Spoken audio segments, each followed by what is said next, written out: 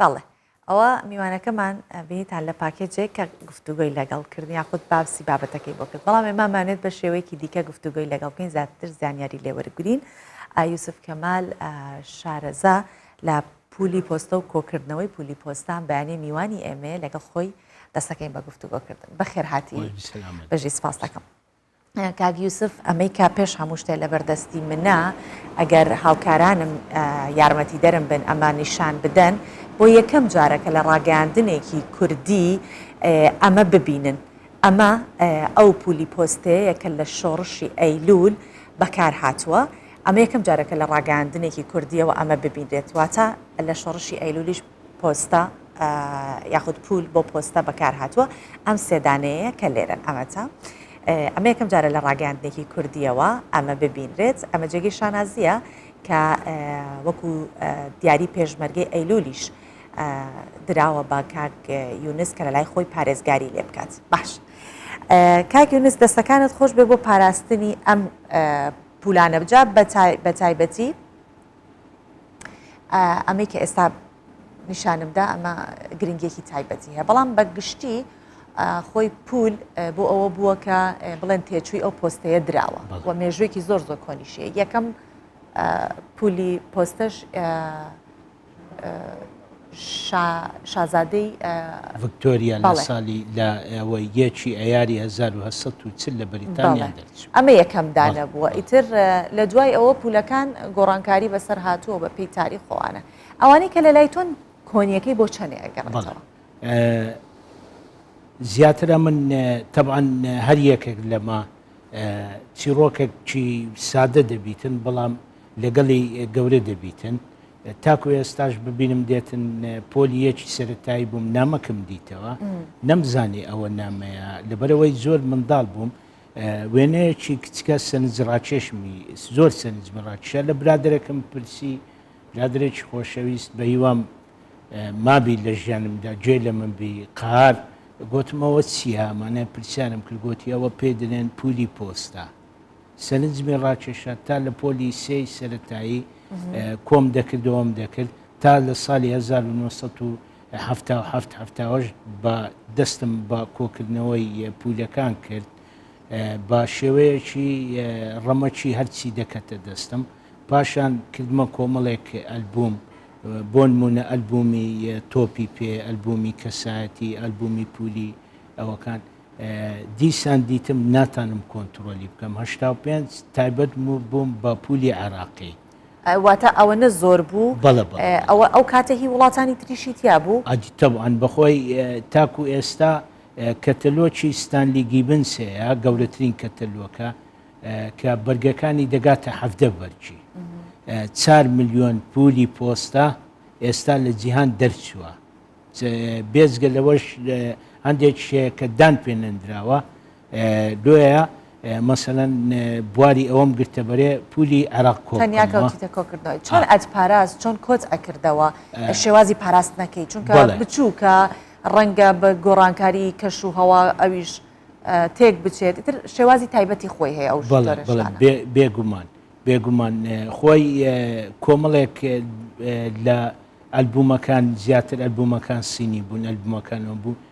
بۆیە لە ساڵی 94 گەورەترین زیانم پێکرد تقریبان زیاتر لە 160 پولەکانم هەمووی ڕتوبەتی کێشە پولی دەگمەنیش بووم بە تایبەتی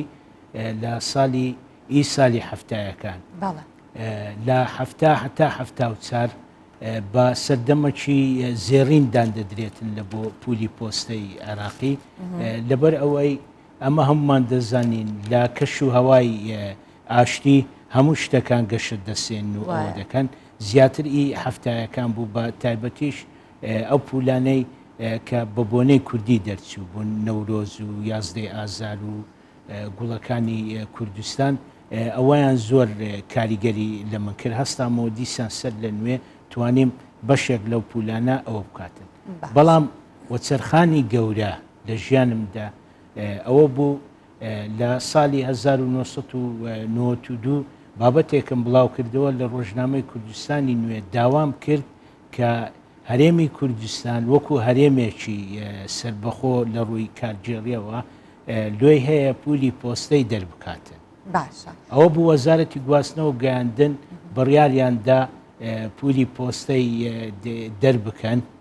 دەربکەن بالفعلیش لە ساڵی 1993 یەکەم پولی هەرێمی کوردستان دەرچوو کە وێنەی پەرلەمانی کوردستانی لەسەر کە هەتا لەلات لەو ئەلبومە لەم ئەلبومەیە هەیە اینجا شتێک کە زۆر گرنگە ئەوەیە لە گۆڕانی حکوومەتەکانە ئەگەر حکوومەتێکە گۆڕێت حکوومەتێکی نوێ دەست بەکارە بێت پولەکە نای لێ ئەرێت سوورشارژ چونکە ڕسمی کەسەکە خەتی لێ ئەدرێت تر ئەگەر لەسەر سەردەمی مەلک فەیسەڵ بۆ تر خەتی لێ ئەدرێت دەمجاکە دەرناکە هەتا حکوومەتێکی نوێ دێتە هیچ پولێکت هەیە هی گۆڕینی سەردەمێ بۆ سەردەمێکی دیکە بێت بێگومان هەیت باڵێن بەشێکم بۆ نمایشکەی با لێرەوە ببینین جاباسی ئەو جۆرانەشم بۆ بکەم یەکەم پول کە گۆڕانکاری بەسەر داهات لە پاش گۆڕانکاریەکانی چاردەی تەمووس هەربەتە من نامەوێ بڵێم شۆڕشیان کودەتا گۆڕانکاری بەسەر داهات ئێستا لەوێ مەلک فەیسەڵی لەسەر لە کاتی گۆڕانکاریەکانە ئیتر ئەو پولە ئەگۆڕێت هەتا حکوومەتێکی نوێ پێک دێت بەست ئەو پولەیە کە لەسەر نووسرا جمهوری عێراقی بەڵێ ئەوە سوورشارژیان بەڵێ بێجگە لەوەش بەڵگەچیت کەشمانەیە پولەکان لە پاش تەبعاً کاریگەری شۆڕشی کورد دەمێ زۆر معنای بابلێن زیاتر لەو بابەتان نەک لەوەی کاریگەری لەسەر پولی پۆستەشە بووە پولەکانم بەردەست نییە هەمان ئەو پولانە پاشەوەی حکوومەتی عێراقی خۆی دزیەوە لە بەیاننامە 11 ئازار و شۆڕش بەرپا بوو کاریگەری دارایی کردە سەر حکوومەتی عێراق هەستان ناچار بوو چ بکاتن چەند پولی پۆستە هەیە لە کۆگاکانی هەمووی بینیتن بە شێوەیە کە خەتی لەسەر چای مەلک فەیسەڵی کە ئەوانە بە مستەلەحی خۆمان ئێمە پول خوازەکان تەوان هەر لە بۆ مێژوو وشەی پول خواست جەنابی مەرحوم دکتۆر مارف خەزنەدار بەخۆی ئەو وشەیە داهێنا لە جیاتی وەی مەسەن بلێن ئارەزومەندی کۆکردنەوەی پول خوازی لە بۆ دەرهێنا لە ڕۆی ڕێزمانیەوە ئەوەش ئەوەمان پێدەگەنیتن کە ئێمەی کوردستانی بەگشتی زۆر گرنگیمان بەوانەدا پێدەنێن نەقشە و خطوط ئەو پولەیە بەهۆی کاریگەری شۆڕش و کاریگەری ئابوووریەکان و لێکەوتەکانی ئەوەش بەشێک کە دەکرێتن بەشێک بێتن لە جۆرەکانی پول کامانن ئێستا دپلاسش جۆرێکی ترە ئەمریکا ئێستا ئێوە بخوازن باست کرد گۆڕانکاری بەسەردە و جۆری پولێکی تر هەیە کە بۆ یادگاریەکانە لە عید میلادەکانە تەمەنەکان بەخۆی پولی پۆستەی باوترینیانن دەکرێتە دوو جۆر پولی ئەتیادی ئەو پولانەیە کە بە درێژایی ساڵ بەکار دێتن بۆ نمونە پولی دروشمی کۆماری عێراق لە سەردەمی عەبدولکەریم قاسم لە 59 هەتا ساڵی 1970 لە پۆستە بەکاردەهات 1 دیناری لۆ چکە ئەو فترەیە زیاتر پولی 1 دیناری کەم بوو دیناریش زۆر بۆ ئەو کاتە بەرامبەر بە 3 دۆلار و 21 سنتی بوو ئەو کاتی دیناری عێراقی بەقوت بوو ئەوە پولە سادێ پولی یادگاری بە بۆنەیەک دەردێتن کە وڵات بڕیاری لەسەر دەداتن بەڵێ بۆ نمونە ساڵی 1958 ئەفۆن 57 پولی ڕۆژی دار یۆمە شەجەرە سەردەمی مەلیک فەیسەڵ دەرچوو پاشان لە ساڵی هەفتا کۆمەڵێک پولی پۆستە دەرچوو بە بۆنەی نەورۆز و بە بۆنەی بەیاننامەی 11 ئازار ساڵی 68 کۆمەڵێک پول دەرچوو بریتی بوون لە جلوبەرجی عێراقی ئەو سەردەمی کە یەکەچیان جلوبەرگێکی ناوچەی بادینانە و هەروەها جلوبەرجی پێکاتەی تورکمانیشی تێدا بوو ئەوانی دیکەش جلوبەرجی پێکاتەکانی عەرەب لە شوێنە جیاجیەکانی عێراق دەردەچوو ئەوە پولە یادگاریەکان باشە ئێمە ئەوە زانی کە مێژووی پۆستکردن زۆر کۆنە بۆ چەند هزار ساڵ لەمە پێشەگەڕێتەوە ئیتر کاتێکە پێیان تۆ چەپەرەکان بە ئەسم ڕۆشتون و ئەو پۆستەیان بردووە پولی لەسەر نەبوو دواتر کۆتر هەبووە فلان ئێستا وای لێ هاتووە گەر پۆستێکمان پێ بگا دڵمان پێ خۆش نێت چکە پارەدانە ئەبێ پارە بدەیت بە شوێنێک با بڵێن ئەمە وای کردووە کە تۆیسە کەمتر بوو پول ببین یا هەر نەکەر کەمتر زۆر دەگمەنە ئێستا بینینی پول و نرخێکی لەسرە ئەو نرخانە کێ دیاری ئەکات چۆنە دیاری ئەەکەن خۆی هەر بۆ دیاریکردنی نرخی گەیاندنی پۆستەکە بووە نرخەکە چۆن ئێستا باسی شتێکت کردوتر نرخی ئەوە ئەمە دوو زاراوەمان هەیە زاراوەی یەکەم فیتمان هەیە کە ئەو نرخەیە کە لەسەر پول تەزبیت کرایە بۆ نمونە پولەکانی شێخ مەحموود بە ئەوە یەکەم پولی کوردیە بە ئانە نووسرایە ئەمە پێمان دەگۆ ئانە ئەلفەکەمان دەکردە ئانە ئەوە پێ دەگۆترێ فیت ئانە بە زاراوەی بە گۆڕینی دراوی هندی لە بۆ عێراقی لە ساڵی 1923 یەک ئانە دەیکرد 4 فلس ڕۆ پێش دەیکرد 75 ئەوە پێ دەگۆترێ فیت بەڵام ئایا ئەو پولەکە لەسەری نووسرایە یەک ئانە بە 4 فلس دەفرۆشرێتن یان بە ئەوە بکرێتن بێگومان ئەمە نرخەکی دیکەیە نرخەکە ئەتیمان لەسەر کڕین و فرۆشتن و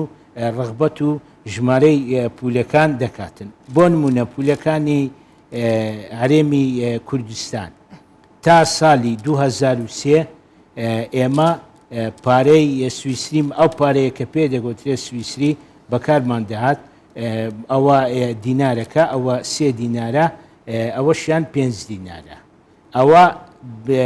احتیمال لەسەر چ دەکە خزمەتگوزاری پۆستە واتە نامە نرخی چەندە لەگەر ئەو ڕوزمانەی کە دەنێردرێتن بۆ نمونە ئەمن شتێکم هەیە با بڵێن ئەوەکم هەیە دیارەکەم هەیە دەمێ بینێرم لە بۆ خارج بێگومان دەبی بە پۆستە بینێرم لەبەرەوە شتێکە مادیە کە دەینێرم پۆستە دایری پۆستەی حکومی لەگەر ئەهلیەکان فەرقیان هەیە با بڵێن کیلۆیەکەی دادنێتن بە 25 دلار بای 25 دلار کە دەکرێتەوە پارەی عێراقی پولەکە لەسەر ڕوزمەکەی دادەدرێتن دەنێدرێتن واتە احتیمال دەکاتن لەسەر ئەو نرخەیە خزمەتگوزاری پۆستەکە با بە مستەڵەحە ڕۆژانەکەمان فەیست پێی مانای فەیست پێیەکە مقابلی ئەو نرخەیە کە دادەدرێتن بەڵام کڕین و فرۆشتنی پولەکە ئەوە شتێکی دیکە ئێستا گرانترین پولی گۆیانەی بەریتانیا کە نرخەکەی عرض کرایە بە 100 ملیۆن دۆلاری کە بە شەرتە ئەوەی کە یەکەم پول ساڵی 1940 کە شاژنی بەریتانیا لەسەری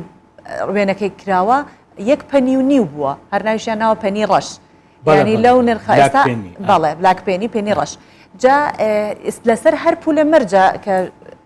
هینەکەشیان نووسێت نرخەکەی نووسێ وایە نرخەکەی دەنووسێت ئیلا لە حالەتێک نەبیتن مەسەن دەوڵەتە شوێکی زیمبابوێ تووشی هەڵاوسانی ئابووری بوو بۆ نمونە ئەوان پارەیان هەیە 400,000 بلیۆن دلار ناکرێتنەوە ئەو هەموو ڕقەمەی لەسەر پولەکەی دابنێتن نرخەکەی هەڵدەگریتن یاخود زۆر جار وڵاتەکە مەسەن نرخەکی دیاری دەکاتن لەسەر خزمەتگوزاری ئەوەکەی نامە ناردنەکە مەسەن دەرێتن نرخەکەی 500 دینارە لۆی هەیە پارەکەی ئەوەکەی نرخەکەی لا بداتن خەڵک دەچی پولی دەگری بەبێەوەی فیتەکەی لەسەر بیت باش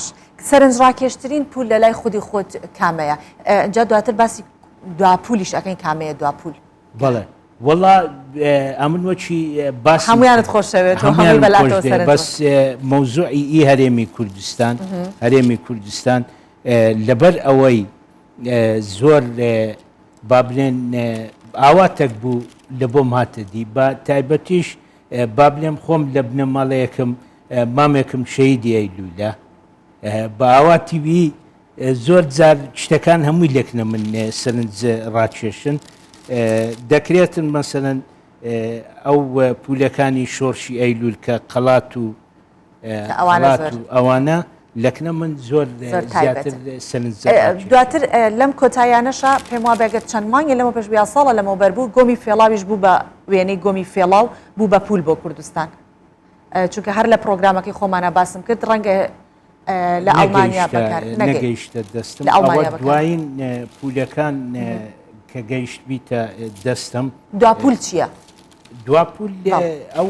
کۆمەڵەیە لەسەر مامۆستای گەورە و بەڕێزمان مامۆستا ئیبراهیم ئەمین باڵدار و لەگەڵ دوو زۆر لە گوڵەکان ئەو مامۆستا گەورە و بەڕێزە کە هەمومان قەردارینە ئەلفوبێی کوردی دانە 50 ساڵ لێرەش باشی دەزانم داواکاریەک ئاراستەی دکتۆر ئالانی بکەم تکات لێ دەکەم ئەو کتێبەی بگەڕێنەوە چکە هەمومان بەو کتێبەی گەورە بووینە. بڵێ ئەوە دوایین پول بوو. بەڵێ سپاس دەکەین یوسف کەمال شارەزا لە پولی پۆستە ئەم بەیانیە لەگەڵمان بۆی کۆمەڵی یادگاری جوان و کۆمەڵە بابەتنەوانە کە مێژوویەکی جوانیشی ینی لێ ئەکەوێتەوە کە باسی مێژوویەکی جوان کە بە تایبەتی ئەمەیان دەستەکانت خۆش بێت کە ئەم بەیانیە لەگەڵمان بوویت. سپاس دەکەم.